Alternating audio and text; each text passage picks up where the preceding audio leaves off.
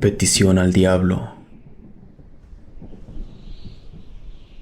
La historia que voy a relatar no es nada alegre. Trata de mi matrimonio, específicamente sobre esa frase que se dice, hasta que la muerte los separe. Yo me casé muy joven. Recuerdo que cuando en ese entonces mi novio me lo propuso, yo tenía 19 años.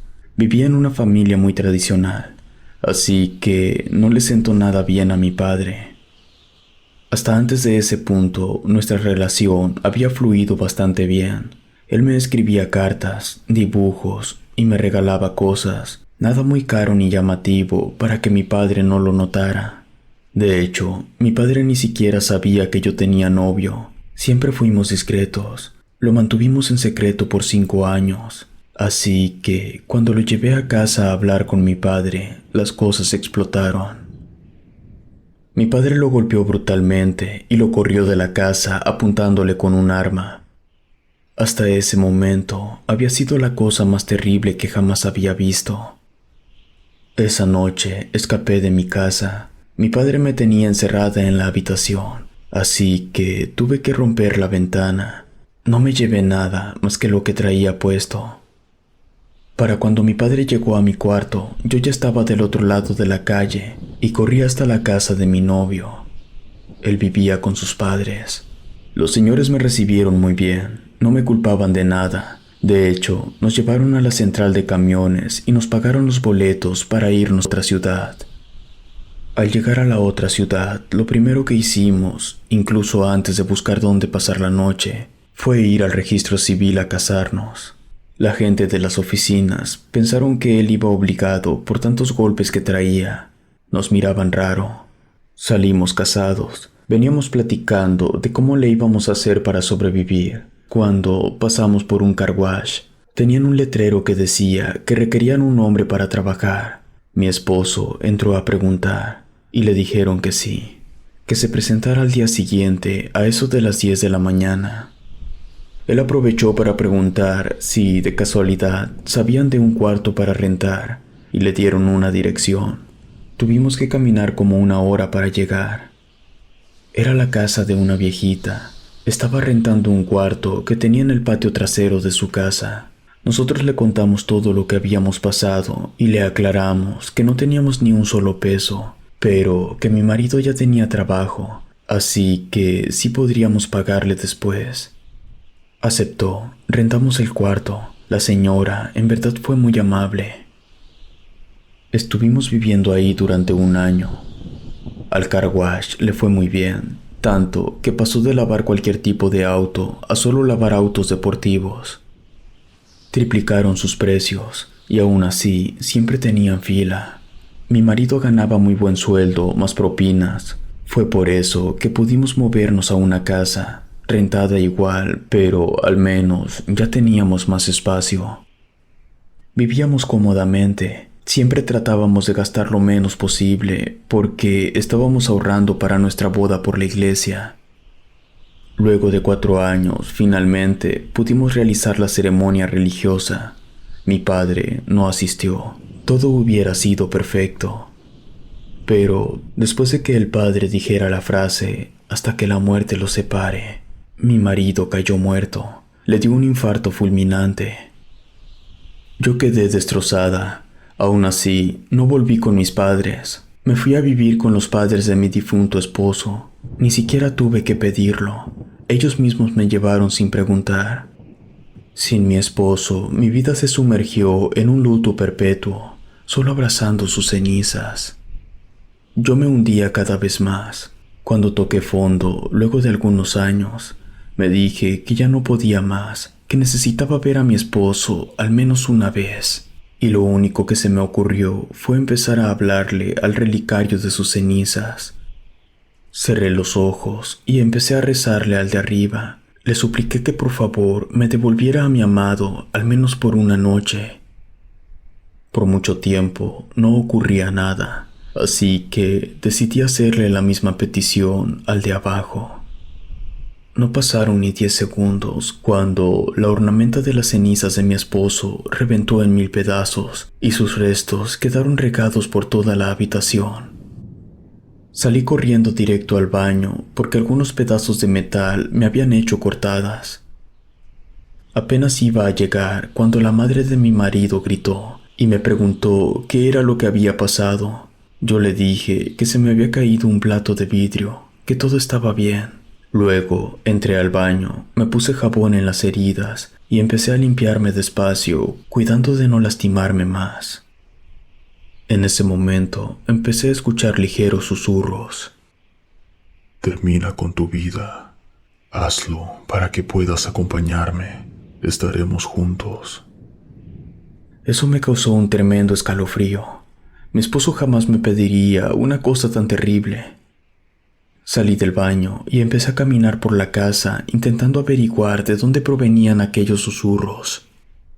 No encontré nada, así que volví a la habitación para pensar en qué iba a hacer con las cenizas de mi esposo. Pero en cuanto entré al cuarto, me di cuenta que las cenizas estaban emanando humo. De hecho, se sentía un calor extraño. Intenté levantar un pedazo del relicario, pero este estaba ardiendo, como si estuviera expuesto al sol durante horas. Volví a escuchar los susurros que me pedían que me matara. Me tapé los oídos, pero aún así los escuchaba. Sonaban cerca. De hecho, creí que estaban justo detrás de mí. Me giré, pero no vi a nadie.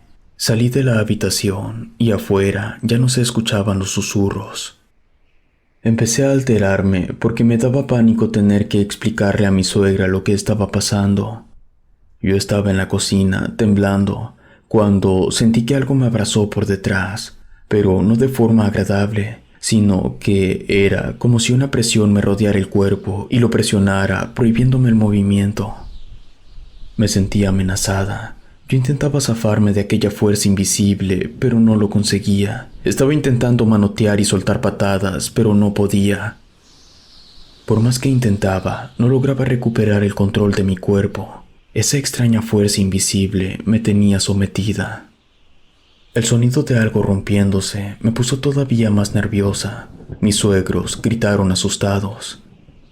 Luego, un jarrón de vidrio que tenía agua salió volando desde la cocina hasta la sala y se rompió al golpear contra la pared. El calor que sentía en el cuarto, ahora empezaba a sentirlo en la cocina. Era como si lo que sea que se hubiera manifestado, ahora estuviera apoderándose de todo el lugar. Escuché que mis suegros venían corriendo por las escaleras mientras gritaban. Entonces, uno tropezó empujando al otro y ambos cayeron al suelo. Yo quise ayudarlos, pero por más que intentaba, no lograba librarme de esa fuerza. De pronto, comenzó a oler a quemado. Humo negro empezó a salir del cuarto. Vi cómo una silueta se estaba asomando por la puerta, como si me estuviera observando. Por momentos, esta silueta se deformaba entre las llamas de fuego y el humo. La casa se estaba quemando. Mi suegro, en cuanto se percató de esto, se apuró para ponerse de pie y ayudó a su esposa a levantarse. El fuego se estaba esparciendo hacia donde yo estaba. Empecé a llorar de miedo.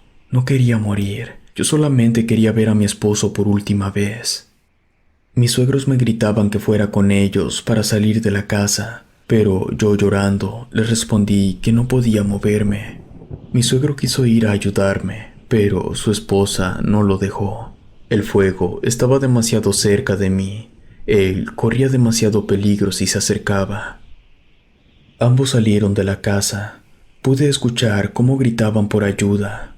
De pronto oí la misma voz, pero ya no eran susurros, eran gritos, y me estaban diciendo que si yo no me quería ir con él, me llevaría a la fuerza. En ese momento, el fuego alcanzó el mueble de madera donde yo estaba recargada y empecé a sentir cómo mi brazo se cocinaba. Quizá fue por el terrible dolor que pude liberarme. Corrí directo a la salida. Antes de llegar a la puerta, pude escuchar un grito lleno de odio. Cuando logré salir, ya había gente reunida y, como pudieron, me ayudaron con mi brazo quemado. Me dolía horrible. La ambulancia llegó primero que los bomberos. Nos atendieron. Por suerte, ninguno de los tres teníamos nada grave. Mis quemaduras solo dejaron una fea cicatriz, pero nada más que eso. Aún así, nos llevaron al hospital para revisarnos bien. Luego de un par de horas, me pude reunir con mis suegros. Salimos del hospital y fuimos a sentarnos en una banca en la plaza que estaba al frente. Me preguntaron qué había pasado. Les dije que no tenía idea. Ellos me dijeron que en su cuarto se les apareció una sombra gigantesca con cuernos, que por eso habían gritado y habían bajado corriendo las escaleras. Dejamos el tema de lado y fuimos a ver cómo había quedado la casa. Todo quedó reducido a cenizas. Lo único que se había salvado fue un Cristo que estaba colgado en la sala. Mis suegros se fueron a vivir con otro de sus hijos, y yo, muy a mi pesar, tuve que volver a la casa de mis padres. Hace un par de años murieron mis suegros, y nunca les dije que todo aquello que ocurrió fue culpa mía. Si te gustó esta historia, suscríbete activando la campanita para que no te pierdas lo mejor de Rede. Gracias por escucharnos. Relato anónimo, escrito y adaptado por Ramiro Contreras.